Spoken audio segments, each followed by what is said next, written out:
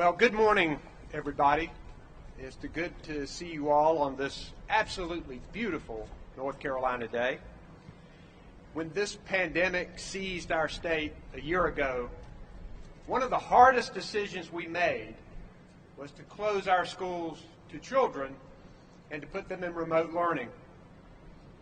Even though it saved lives and was the right thing to do, it hurt. It hurt the parents who couldn't go to work. The teachers missed interacting with their students in person. It hurt the sports teams, the clubs, the activities, the fabric of our communities. Most of all, it hurt the children, who, despite the heroic efforts of teachers and parents with remote education, weren't able to learn, grow, and thrive the way we know that they should.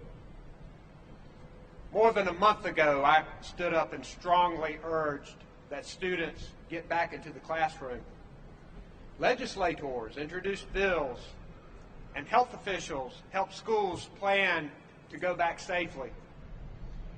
And slowly but surely, the students are getting back into the classroom. Today, I'm pleased to stand with these leaders and announce an agreement to get all students in school safely and surely. North Carolina has seen promise in its vaccine distribution and declining rates of infection, both of which are critical to opening schools to in-person instruction. As every week goes by, I am more encouraged, though still cautious. Just last week, the State Board of Education and public health leaders told us that all students should be in the classroom and that it could be done safely. Today, the bill before you tells schools when and how. The good news is that I think we all want the same thing: to open our schools to in-person instruction for all students and to do it safely with important emergency protections. I believe, and our public health leaders agree, that we can do that safely with precautions like face masks and other safeguards found in the public schools toolkit. Coming to agreement after acrimony isn't always easy, but it's the right thing to do for North Carolina. I appreciate the work with legislators, particularly Senators Berger, Blue, Ballard, and Don Davis. Senator Berger, I've appreciated the discussions with you this week and into last night, and appreciate you and Senator Ballard being honest brokers and that all we agreed upon was included in the bill. And I'm grateful for all 22 Senate Democrats who care about our public schools and who contributed to this strong outcome. Now I'd like for Senate President Pro Tem Phil Berger to explain our legislation and give you his thoughts, followed by Senate Democratic Leader Dan Blue, who worked closely with me throughout, House Speaker Tim Moore, House Democratic Leader Robert Reeves, the Senate bill sponsor Senator Ballard, and our Superintendent of Public Instruction, Catherine Truitt. Our State Board of Education Chairman, Eric Davis, could not be here, but he has asked that I express his support for this bill, as well as our Secretary of Health and Human Services, Mandy Cohen, who also supports the bill. I'll now turn it over to Senator Berger.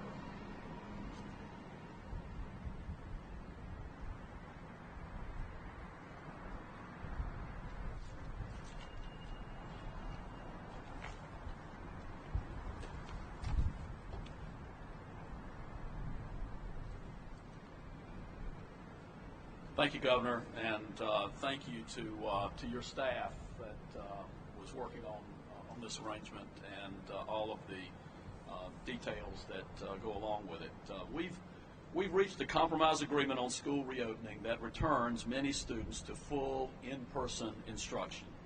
For the past week, we've engaged in detailed negotiations with the Governor to reach a final product. All sides have seen and agreed to the language in the bill. I'll walk through the particulars. All elementary schools will be required to operate under Plan A, and local districts will have the option of Plan A or Plan B for middle and high schools. Districts moving to Plan A for middle and high schools are required to notify DHHS prior to moving to Plan A, and they are required to describe their plan for moving to Plan A. The purpose here is to provide for consultation. However, DHHS will not have the authority to veto a district's move to Plan A. However, the Governor will be given the authority to order a closure, restriction, or reduction of operations within schools but must only do so on a district-by-district basis. Any closure order or other restriction of school operations issued by the governor must state the basis for the closure or restriction. A local district will also retain the authority to close a school or a classroom in the event of an outbreak. Any district that chooses to move middle and high schools to Plan A is required to partner with the ABC Science Collaborative to allow researchers to collect and analyze anonymized data from those districts, just as they did last year for schools in Plan B. The ABC Collaborative has done nationally recognized work, and they've been at the leading edge of analyzing data within schools to report on the safety of in-person instruction.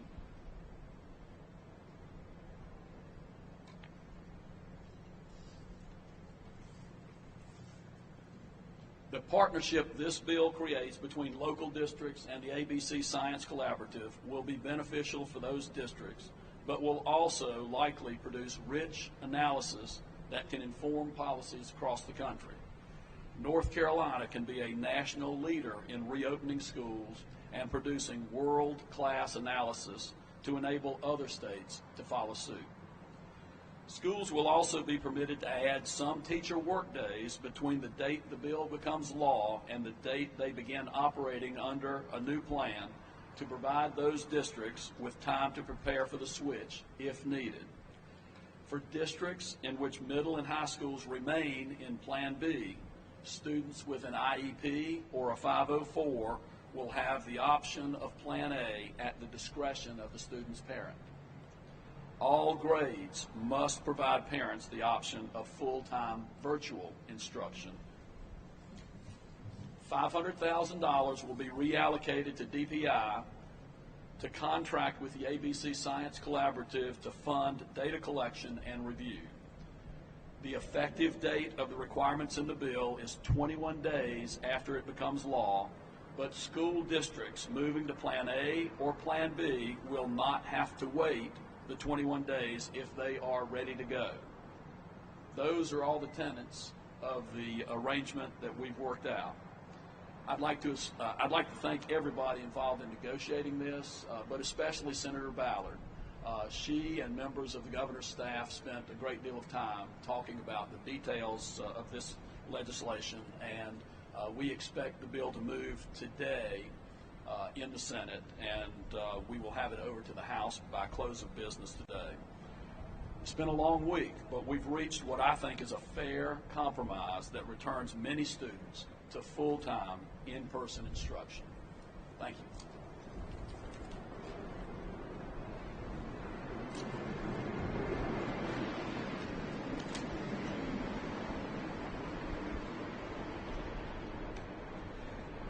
Thank you, Governor, and thank all of my colleagues and Superintendent up here today who are going to make statements.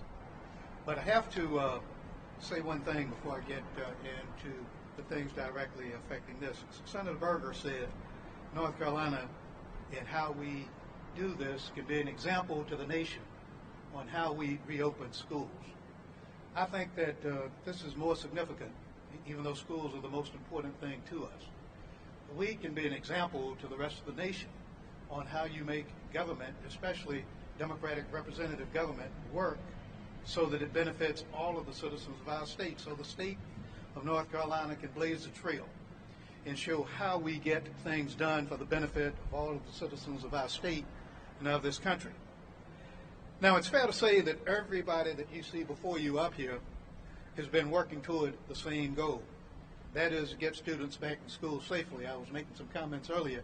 I got 2 grandkids in a school 3 blocks this way and 2 grandkids in an elementary school 5 blocks this way to the north. And I share all of the excitement of their parents in trying to get them back in school.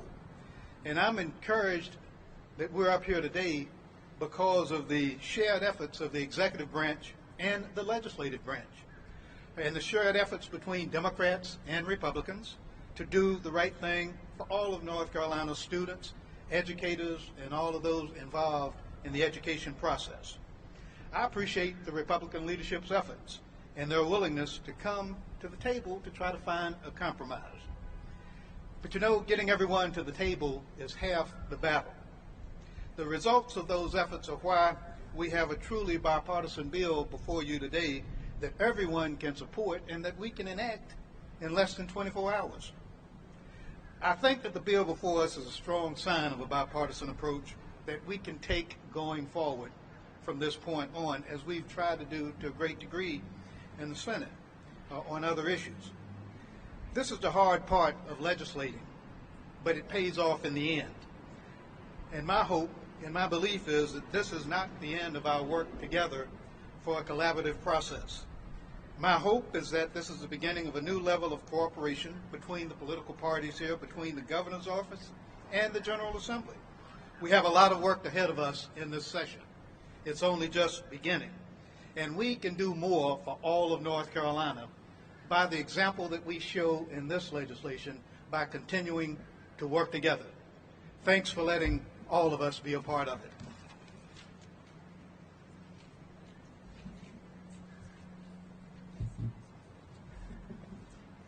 Good morning, Governor, Senator Berger, Senator Blue, Representative Reeves. I want to thank our Senate and House colleagues who are also with us today for this announcement. This is good news. A lot of parents have been waiting to hear around this state for months, and that is the children of this state are going back to school. This compromise bill represents an opportunity for Democrats and Republicans to all agree on a process moving forward. As you know, we had legislation where we sought to do this earlier. And I think actually this product that we have here actually accomplishes all of those goals and then some. You know, there's no question this has been a really tough time on the families and on the children of this state. Learning loss is a real thing. And so we've now, by the passage of this bill, we're stopping the problem. We're triaging the issue. But we also know going forward that we have to find a way to make up for learning loss. And so we're going to continue to work on that as well. But this is a good day. The weather's great. And parents and students all across this state are finally hearing some great news, and that is they are going back to school. Thank you.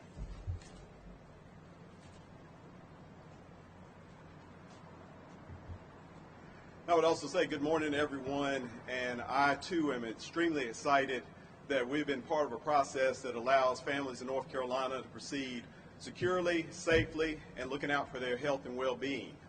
We are extremely happy at what we've seen from the process that has occurred in the Senate. I do want to thank everybody that is up here today for hard work and continuing the work. And I want to echo what Leader Blue has talked about in the fact that I think not only can this be an example of how to get schools reopened safely, securely, and in the best interests of your citizens, but a way of showing how government can work when it is split between two parties, when it is split between two chambers, two governments, all of that working together with our governor's office to try to do the best thing for the people. This was a true compromise. It is something I am proud to be part of. I am very thankful for the work of all the caucuses. I am very thankful for the work of my caucus. Speaker Moore and I will tell you that we did a whole lot of hard work on our end, trying to make sure that we have taught and fully vetted things that have gone on during this process and during this bill.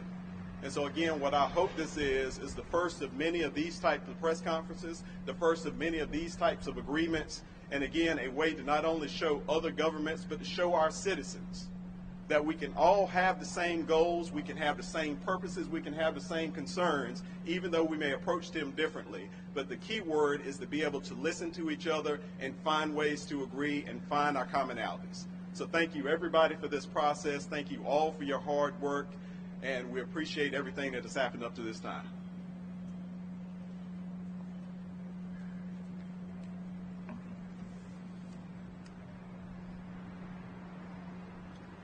Good morning.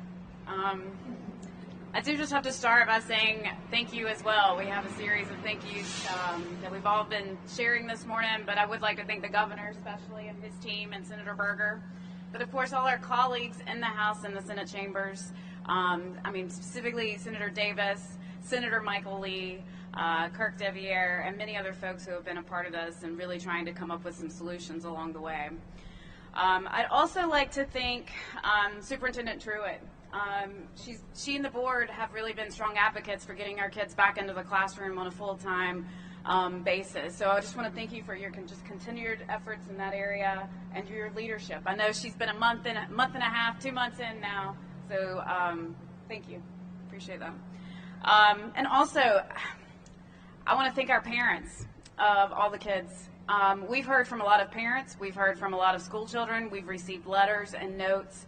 And I just want to applaud families who are so engaged, more engaged than ever in their students' education, and the importance of what that means for them in the future. So again, just a real big shout out to our families across the state of North Carolina on this. But I am excited. This has been a lot of hard work, a lot of diligent effort in this. So I'm sure your next question is really what happens next.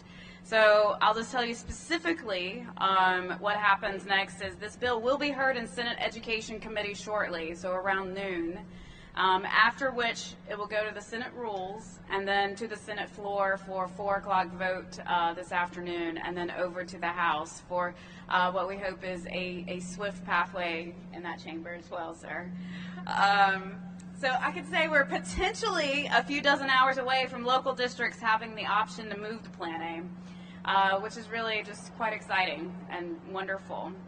But I think we also need to ask, and kind of to follow up on what Senator Blue and Berger and Governor Cooper have said, the real question of what really is next. And I think today is very important and significant, and that the conversation is changing. There's been so much conversation dominated by terms such as learning loss, declining outcomes, chronic absenteeism, failing grades. In North Carolina, I think it's important that today we take a step, and we are doing this, that we're not going to operate. We're no longer operating from a deficit mindset. We're not operating from behind anymore. But we're moving forward, and we're going to move forward with an abundance of thought and opportunities to benefit all of our students for their personal success, which in turn benefits our businesses, strengthens our communities, and of course, our wonderful state economy.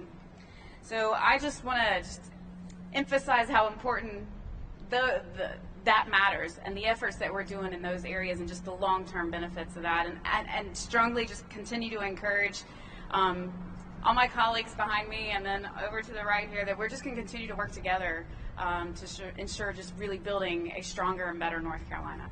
Thank you.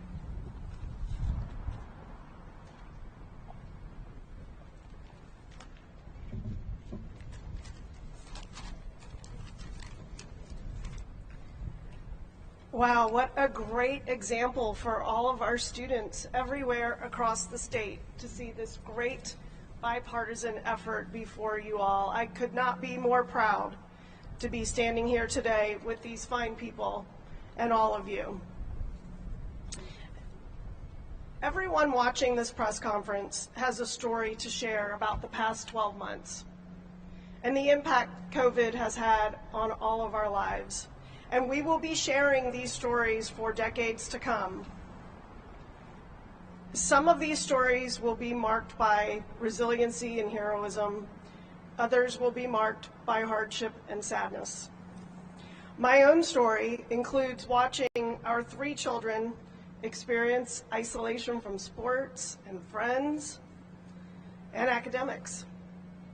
Like many parents, I've been worrying about the extent to which they're falling behind academically, the missed opportunities for teenagers from not being at school, but most of all, we worry about their mental health. And I think to myself, if I, as a former teacher and a state education leader, have these worries, I can only imagine how difficult and exhausting this has been for others, including all of our wonderful teachers. And just when I think I've gotten my head around all of our state education challenges, I learned something new that totally changes how I see things. Yesterday, I had the pleasure to meet with the superintendents from the southeast region of our state. And they told me something very surprising. Between 3 major hurricanes and 1 pandemic, if you are a 5th grader in one of those 11 counties, you have not had an uninterrupted year of learning since kindergarten. But you know what? They have soldiered on. They have been resilient. And they are coming back stronger than ever before. Like a slow-moving hurricane, COVID-19 has wrought havoc, leaving untold damage in its wake. But, just like our friends in the Southeast, we begin today the hard work of recovering from this disaster. As Senator Ballard said, we are not approaching this from a deficit mindset anymore. Our North Carolina COVID story will be one of resiliency and heroism. We will find new ways to continue to support our local districts and communities so that students will get what they need to be successful post-pandemic. And thanks to these leaders here, we start that work now. We're sending a clear message that for students, the cost is too great and the loss too large to prevent all of our students from attending school 5 days per week. I want to thank Governor Cooper, Senator Berger, Speaker Moore, Deputy Secretary Susan Gale Perry, and also Senator Davis and Senator Ballard. All of those names have such a clear heart for our children. And to all of my colleagues standing here and here, thank you so much for giving our children this example of bipartisanship. Today's decision is about restoring choice to parents, students, and teachers, and providing greater flexibility for school districts. Today is about putting our students first. Thank you.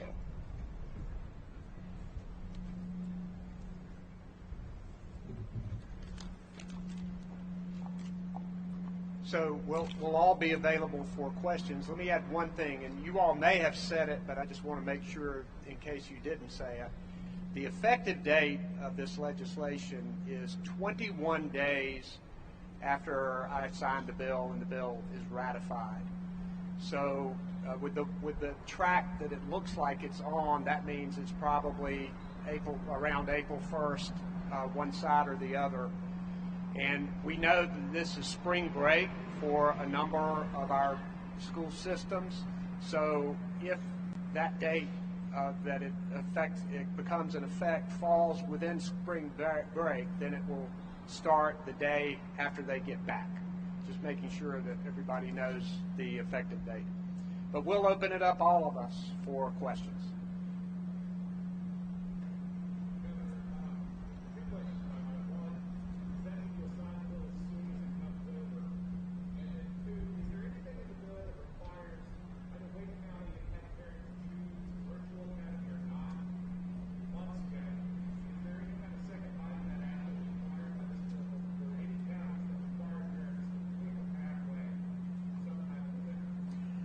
So first, I'm hoping to sign the legislation this week. It's got to move through the legislative process, but I hope that I can sign this legislation this week.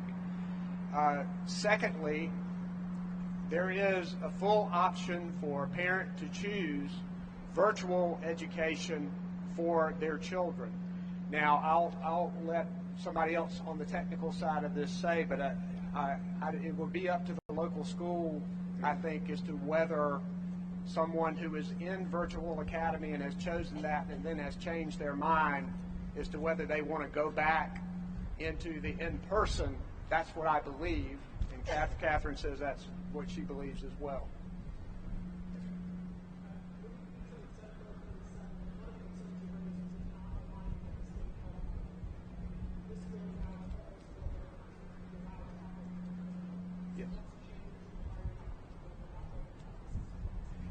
Well, first, there is a 3-week period before this bill becomes effective, number one.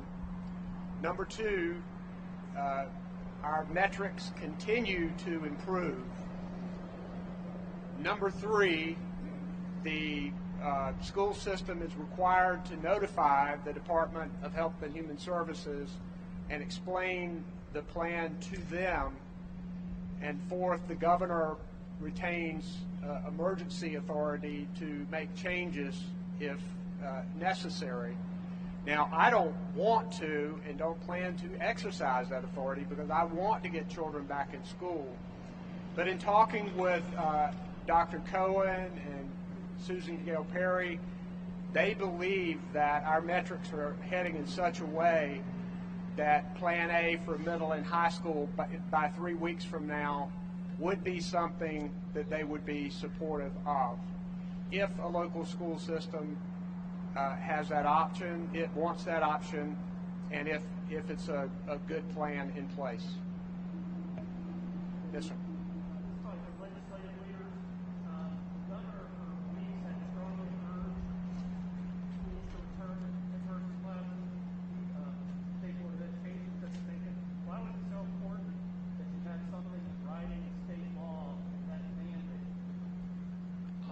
Gary, notwithstanding the efforts that legislators and the governor have made to encourage systems to go ahead and reopen, some were not as quickly moving as others, and it was felt that passing legislation that would require all systems to go to Plan A for elementary schools was critically important and could be done safely.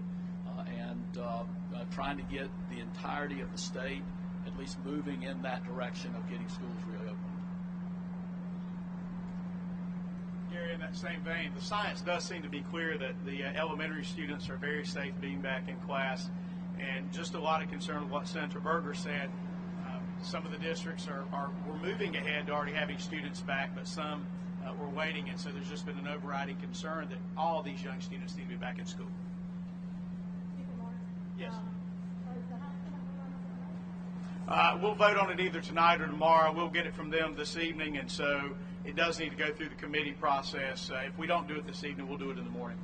Is the logistics in the bill for Plan B? I'm sure the school districts want to know how they work out having teachers also teach virtual and also teach in person. So is the in-person requirement mean a teacher looking at the kids or through the computer? Is there any language in the bill that addresses that? I'll let Senator Ballard respond to the technical questions on those. I guess for the Plan B, are they still going to be, set up with computer, or are they actually going to have, in-person instruction? They're going to have in-person instruction. I'm sure probably a lot of the folks that have been operating in Plan B, they've already really kind of developed the systems and the processes that have been in place for them, and will continue in that direction, in that vein, as of right now.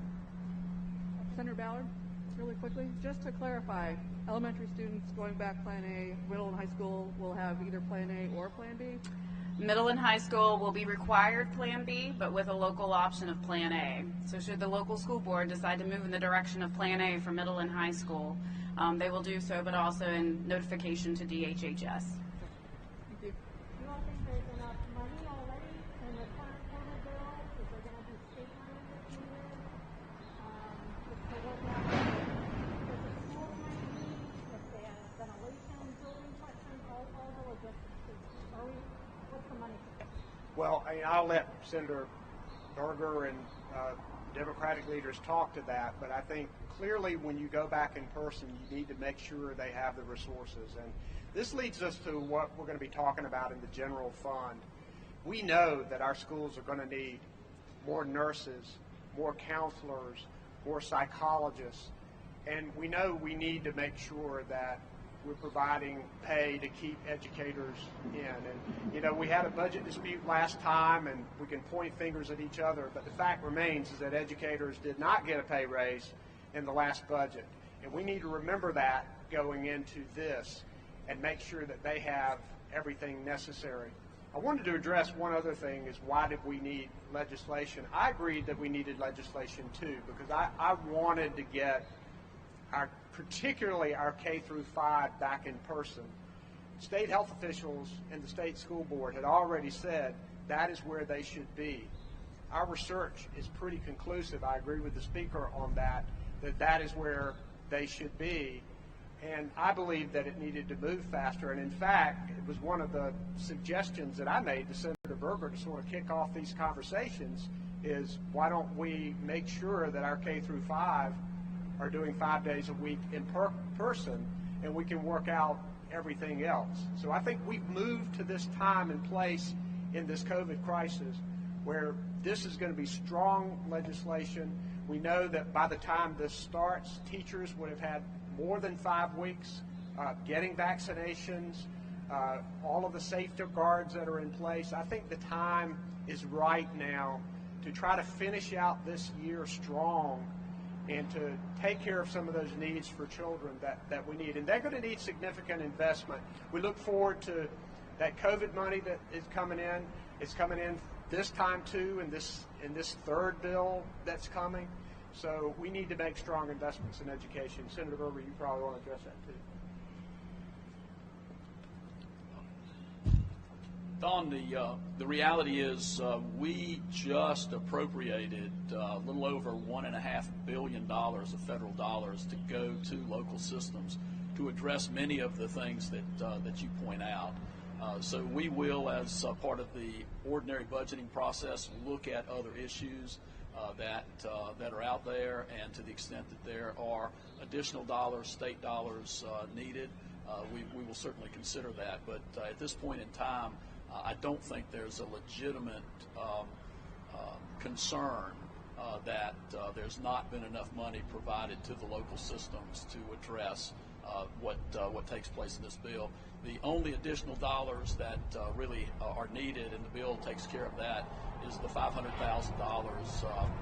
that DPI will utilize to enter into the agreement with the ABC Collaborative. Governor, you closed schools with an executive order, and you made different modifications and other executive orders on schools and school reopening. How come there's not an executive order reopening schools, and instead we're having legislation? We needed to do this in a collaborative way. The state board has been pushing local school boards. You know, I believe that we should give as much local control as possible to our local schools, but this need, overwhelming need, to get our children back into in-person instruction, particularly K through 5, which really wasn't happening fast enough.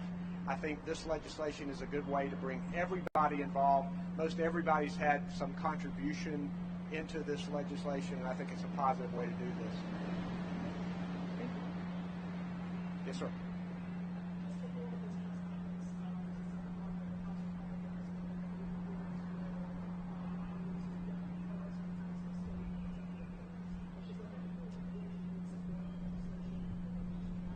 I review each bill as I get it from the legislature, and I'll veto it if it's bad. So we look forward to talking about it. Hey, when can we have a bipartisan effort on opening up long-term care homes?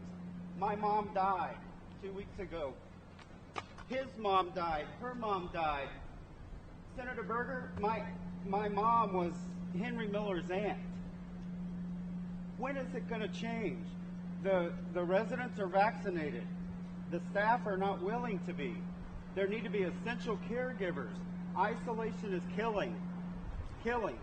I am so very sorry that that has happened to you and your family. And I've talked to a number of people who have lost loved ones during this COVID crisis. I know already that there are discussions going on to ease visitation restrictions in our nursing homes and rest homes because there has been significant success in getting vaccinations. We know how important human comfort is and human closeness. And I'll talk to Dr. Cohen. In fact, I'll take her, what you just said to me, and talk with her again about it this morning. We talked about it, I think, yesterday. So I think there's going to be some easing of those restrictions in order to be able to make sure that people can visit their loved ones and interact.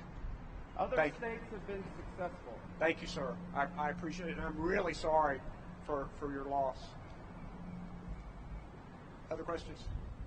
All right, guys. Thank you very much. We appreciate it.